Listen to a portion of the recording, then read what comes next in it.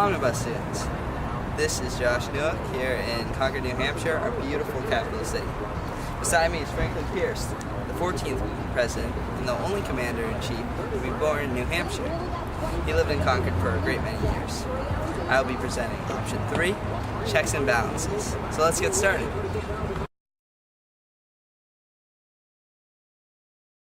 This is the oldest state house in which the legislature meets in its original chambers. The building was finished in 1820. Although there are significant differences between the state and federal governments, I thought this would be an appropriate setting to talk about checks and balances. There are many ways that the judicial, legislative, and executive branches check one another. For example, the president has the power over the military, but the legislative branch has the power to declare war.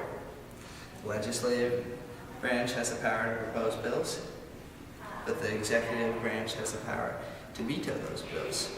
This is important because the Founding Fathers wanted so much to remove the influence of tyranny in our government. Let's take a look at a few examples. Let's say you were the president, and Congress passes a law that prohibits federal money from being given to hospitals that refuse to perform abortions. What do you have the power to do? Well, according to Article 1, Section 7 of the Constitution, the President has the executive power to keep laws from being put into effect. Furthermore, if the Congress overrides your veto, you might consult Congress to consider repealing the law or trust that the Supreme Court will deem the law unconstitutional. Here we are in the New Hampshire House, which hosts 400 representatives. This is the most of any state in the nation, even though New Hampshire is ranked 42nd in population. Imagine if you're a member of the U.S. House and the Supreme Court ruled unconstitutional for homosexuals to marry. What would you do? As a member of the House, you could propose a bill that would counteract the court ruling. Here we are in the Senate chambers.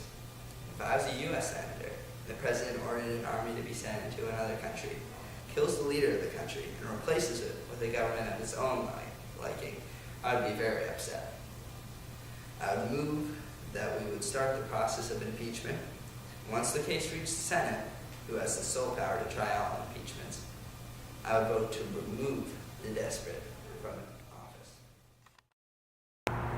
Finally, imagine being a Supreme Court justice.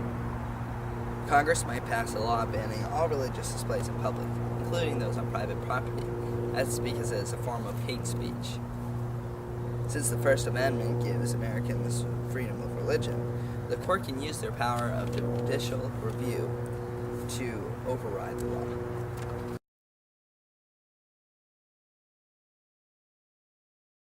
Well, that's it. I recommend touring our State House if you ever get a chance to come to Concord. Thanks for watching. Oh, one more thing. Remember, if we rely on checks and balances in our local government. If you're not impressed with the laws or actions that are happening in your community, contact a local representative or senator and prompt them to take action.